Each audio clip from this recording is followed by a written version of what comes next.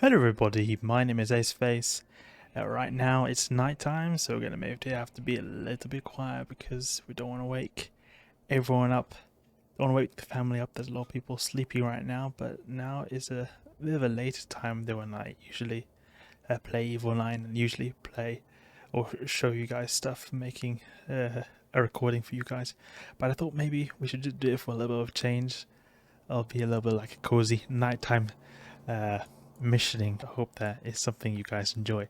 Okay, so what we're going to do now is we're going to do some like L4 missions, the burner ones. In fact, I just got one right now, and something I wanted to just to talk a little bit with you guys was that it's a bit about skills. Let me just I've accepted it because I just want to double check that I've accepted it because it's happened so many times that I go to the mission location and I just realize, oh, I've not accepted it, and that can be devastating in certain burner missions when they are very far away. But I want to talk to you guys about, in fact, the skills. The skills that you use to get your ships, like they increase your stats, often DPS, are stuff that I often overlook. Let me just fit the ship real quick and I'll continue talking to you guys about this. It's just the Enyo one right here. Let's see that. Is it Enyo? Just want to double check because I don't want to just die in a horrible fireball right here. See how Enyo. Yeah, there we go. We've got the Enyo. Okay. So we'll go here and go to the system of Banya and take out this Enyo. But something I realized over this last week, in fact, is that there are quite a few skills I'd never trained when it came to ships I often used in eveonline. One was then the Marauder skill. I had never really thought much about it, but since I started using Marauders, I started trading it more and I saw significant increases to the DPS of my ships.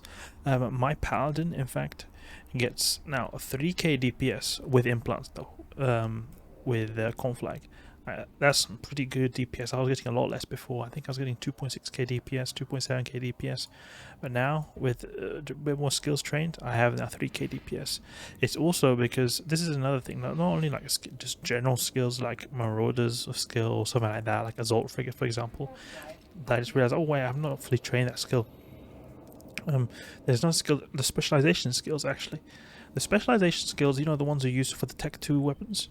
So, for example, the faction or the Tech 2 variants of weapons, they'll often have, or they'll be able to use Tech 2 ammo, and they'll be affected by the specialization skills. So, for example, for me now in the Nergal, I'll be using small disintegrator specialization, and I realized I had only trained it to level 2. And by training it now to level 4, which only took me a little bit over a day, in fact, not a whole long time, I got 4% extra DPS, just straight up like that. So that's really good. These are small things that I've never really, that I just forgot about, because that, like, 4% DPS, while it may sound like hardly anything, it is, in fact, quite a bit. Like 4%, when my max DPS is like 500, I mean, 4% of 500, that's like 20 extra DPS. That's quite a lot, even though it'll like make me have to spool less up, complete missions quicker, and in turn make it so I have to take DPS for less amount of time. Makes stuff, just generally speaking, a lot smoother. Another thing is that let's just activate these things here. With my Marauder, my Paladin that I use a lot, I noticed that my large energy turret specialization or large pulse laser specialization skill, it was a level 1. Level bloody 1. It was only level 1. Like, damn, really?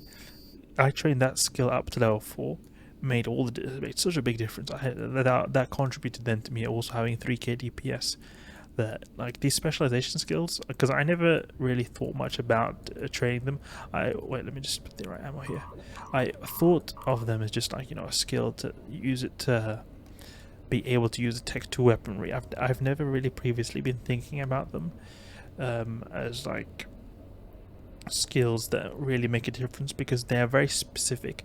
They only work for that one type of weapon system, for example, large pulse lasers or small disintegrators specialization. Then it's very specific, and even then it doesn't affect all ammunition. It only affects one type of ammunition, the Tech 2 ammunition. So it's a very little benefit you're getting from them, like if you think about it in the broad picture or in the big picture. But if you think about what you in fact use in your day-to-day like usages in eveonline, I found that I'm using a ton of Tech 2 ammo. Right now I'm using Tech 2 ammo for this Nergal. I use Conflag and Scorch almost exclusively in the L4 mission, so it is something that I use a lot, and it really made a big difference, made me do so much more damage. I have almost 2k DPS with Scorch now on my Paladin. It's just really, it's crazy. Look at this Enyo right here, just getting obliterated by my Nergal without hardly even doing anything. It just already he's dead. Let's just see if there's anything in here. Maybe there could be some good loot to be had right here. Sometimes you can get those potential for 100 million plus loot drops. It's very yummy. It's a long time since I got them, but it's also a long time since I did a whole lot of burners. Let's grab this here. Oh, yes, 80 million. Look at that 80 million right here, just like that. Just like that, guys. Just like that. 80 mil for a few minutes of my little Nergal slapping up the Enyo. It's very satisfying, this thing what I just did right now. Like, I just come in here, face tank him, like as if there's nothing really, I don't care at all. I just melt him in like a minute, almost just a bit more than a minute with my occult. Just really crazy. And just this really makes me think that how these skills they play a lot if you want to get good at something in particular. And it really, what I'm trying to say is really just it does pay off to invest a lot of your skill training into a specific activity which you do a lot. An activity which I do a lot is very specific are these burners and L4 missions, like standard L4 missions, and they're very similar, all used a similar kind of ships, similar kind of ammo. Overall is just something that I'll benefit a lot of investing my skill points into there, because generally speaking, when I train skills, the way I think is I like to invest skill points, and this is what a lot of eveonline players do, not just me, is that they invest skill points in like skills that affect many areas, so you can get the most amount of those skill points, because skill points, they're not easy to come by. They're very expensive if you want to get them from skill injectors, and they take a long time to train, obviously, so they have a lot of inherent value, and you want to use them wisely, and you want to get as much out of them as possible. So that's why usually me and many other players will just, invest them into stuff that affects a lot of things, like for example the skills such as rapid firing, surgical strike. These affect all turrets, or something like, the spaceship command levels that affect all type of mid-meta battleships, for example, etc, etc, etc. I have in fact not recently, but quite recently trained most, not all, but most of the generic skills like rapid firing and surgical strike. So this led me to think that, okay, I'm just going to train some other skills, like maybe some mining skills or stuff like that, like stuff that I don't really use a lot, just because to put those skill points in there. But I was thinking that there's still the potential of upping my game by investing those skill points into some specialization skills, because they do really mean specialization. Like, they really specialize myself into certain activities, and they're really, it feels totally worth it. So now we're going to use my Paladin, the Paladin right here. Such a beastly ship, such a beastly ship. See here, if I activate this, 3k DPS, absolutely crazy. This Paladin right here, such a good ship, an amazing ship, beautiful looking ship that performs really good. Really nothing more I could ask for a ship like this. Just one of those kind of dream ships, just like the Gila, just like the Hecate. One of these really, just a Purifier as well. There's like really good looking ships that performs really good too. Okay, there's this damsel in distress mission. This is a mission where you have to destroy this base, and this base will have a lot of NPCs spawn in. We can finish the mission very quickly if we just take out the base and ignore the NPCs. There are two reasons why I don't want to do that. The first off is because there'll be a lot of incoming DPS if I do that. If I don't kill all the NPCs, there will be so many, and I will probably die. I don't think I'll die, but I probably will die. So I don't want to take that chance. Also, something is that I can kill these guys really quickly. So I think it probably would be just good that I kill them, just to get a lot of bounty ticks, to be honest. Let's just Bastion up right here. and we'll then start blapping these guys to pieces. Something that I maybe shouldn't have done here is Bastion up right in the middle of the site here, just an entry point. But I think maybe it shouldn't be too bad, because first off, the system is not a particularly popular system for ganking people, and also it's very like the marauders, they're inherently very hard to scan down. So as long as I keep a little bit of an eye on these scanners, it should be alright, to be honest. Let's go and kill this guy here. There we go. What's our range now? Conflag 27 kilometers. Okay, we can put a little bit of a tracking speed then, it's okay. Our drones don't need to be out anymore. There we go. And we'll lock up this is the base right here that I was telling you guys how to kill. You see this right here? Pleasure Garden. Nasty things are going on in there. So we have to rescue some person who's been kidnapped. It'll be good. It'll be good. We're going to do this a good deed in the harsh universe of New Eden. So we're just going to kill everything. I'm going to go for like almost like a full clear style here. So you know what I'll do? I'll go here and lock up and just grab in some wrecks. It'll be good. Get a little bit of extra ISK, you know. See if we can get anything interesting. We're going to kill these guys so quickly, to be honest, that we won't even be able to pull in stuff. We'll be killing stuff faster than we can pull in stuff, but it's alright. We'll just pull in the large wrecks. We won't bother about the medium ones. So we'll get the big modules that are usually worth a lot more. Put there. Some pulse data going on here. And there's a little bit too many locked up. Okay, we can grab anything in here. 300k. This one. And there's 600k in here, so a little extra tick right there. Now we just have to shoot the base, and then the more NPCs will spawn. Start pulling this one in right here. Pull this one in right here. A little bit of micromanagement has to be done when it comes to these wrecks. Okay, there we go. That's enough shooting. Let's start shooting all the rest of these guys. Spider drone, I hate that. Spider drones really, and those guys, they're so fast, they webify you so hard, and they've got like a special kind of web that makes so that you align slower. I don't know why, but it makes me align slower for some reason. Webifiers, they're usually known for making you align faster because they make your max speed a lot slower, and because of that, it'll increase the speed that you'll reach the velocity required to be able to warp. And that's what I've heard that some jump freighter pilots do. Not jump freighters, just standard freighter pilots. They will use an alt and webify them like their freighter. Oh, that's 1.9 million, just like that. Get a little bit of a warp there here. So grab this, and grab all of these. That people with freighters, they'll use a webifier alt that will in fact go and make them align faster so that they can avoid ganks better. So I find it strange that these spider drones that are really scrubby, they are able to webify me the way I can and make me align out really fast, because whenever I've tried aligning out with these guys on grid webifying me, it's never been a good time. It's always been so slow, and I just hate them. They're like really annoying, those annoying kind of spiders, you know, those fat leg spiders who really run really fast, you can never grab them. Like, they just, those kind of spiders, that's what these spider drones remind me of. Okay, what's in here? 700k, you can get some nice extra ISK by just looting these guys. Let's just stop nothing in here. There we go.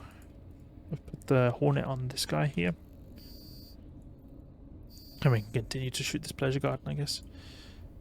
There we go. And we'll keep shooting this guy. These guys are also a bit closer. So the wrecks will be trickling in a bit quicker.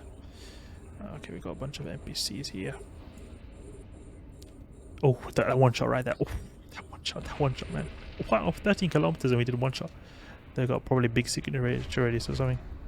Zor. Prepare to get wrecked, kid. That kid Zor, he thinks he's so good. Okay, let's grab anything in here. 500k. Good. Now it's from this thing. The value comes from nothing in here. Okay, we can unlock them. Unlock this guy. We can see if there's anything interesting in here. Oh, 800k. That's really good. We can start killing these guys too. So we've got 800k here. To be honest, what would probably been the best is, especially at the rate which I kill this stuff, have an alt that can bring in these kind of like wrecks for me. I could arrange that, but to be honest, I don't like having to manage ults. I'm not a big fan of using ults, or at least simultaneous ults. I do have ults, but I don't have ults that I use simultaneously because it's just too much micromanagement for me. I like the simplicity of just using one account. That's the way I usually roll. Okay, I see anything in here. 400k. So going for a bit of full clear here, you know, just grabbing everything we can find, or any of the loot at least, so there can maybe be some potential, you know, for some extra ISK from the loot, like that 1.9 million. That's double the amount as a bounty tick we just got from one of those bounties just by looting it. Really, we could maybe recall these drones and just have them go salvage maybe. Got salvages here like this. Let's have them salvage maybe. Salvage these. See if they can bring us some salvage. It's hardly going to be anything. Salvage is hardly really worth anything, but it's a little bit of extra thing. Oh my god, how lucky am I? The rare implant from Zor.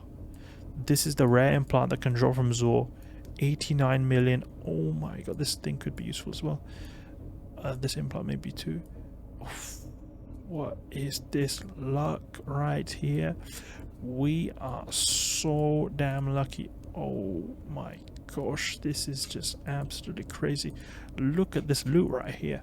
Like, we've been missioning for how long now? Maybe like 15 minutes or something? Now we can stop doing that. There we go. Now let's go. Return to base. We've been missioning for 17 minutes so far. Like, going to this timer right here. And I've been earning over 100 million. It's like almost 200 million. That's how lucky I've been right here. And this is a really good demonstration of what you can get in a best case scenario for L4 missions, because not only did I get those, you know, 150, 160 million ISK loot drops right there, I'm also getting LP. I'm also getting ISK. I'm also getting the loot drops from those wrecks that I'm looting. I'm also getting bounties. Oh, it's just really nice.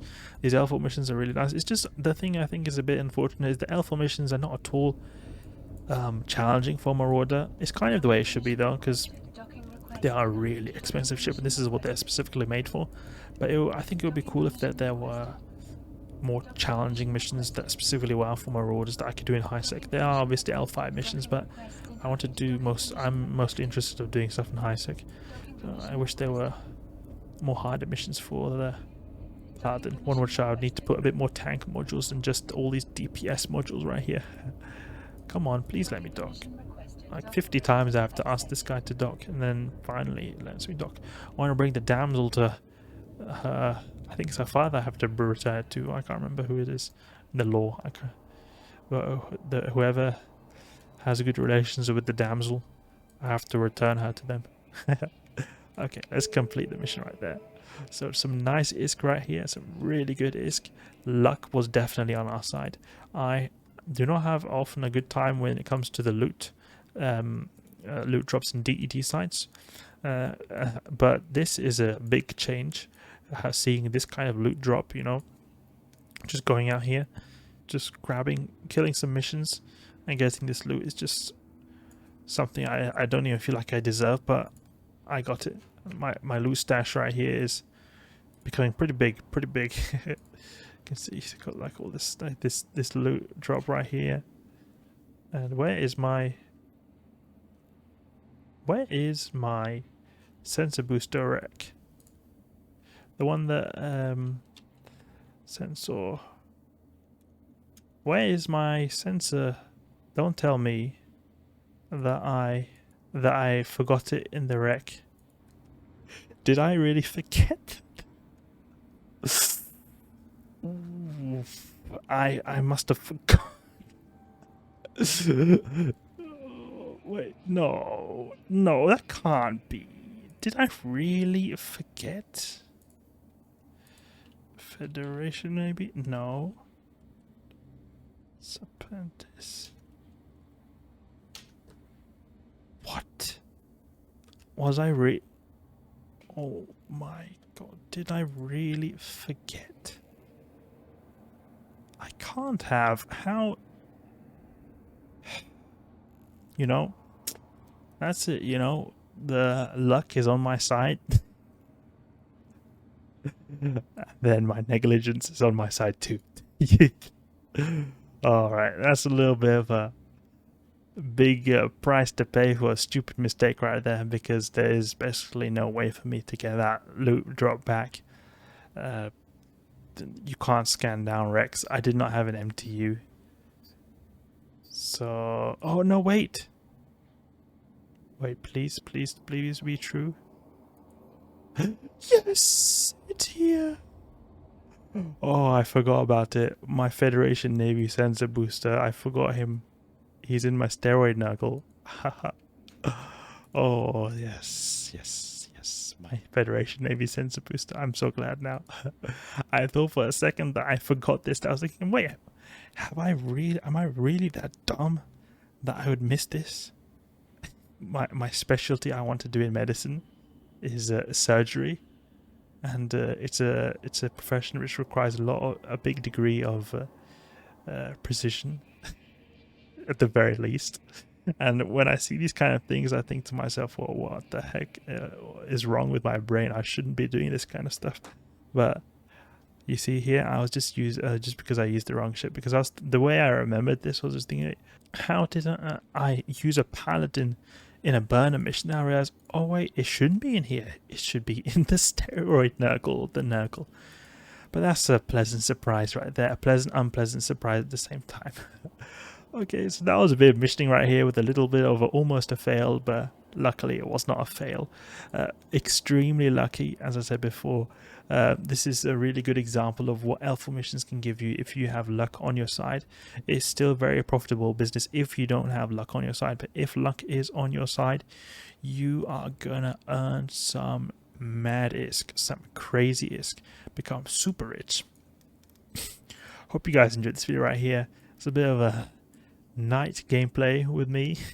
If you did, please leave a like and subscribe. I'll catch you guys later.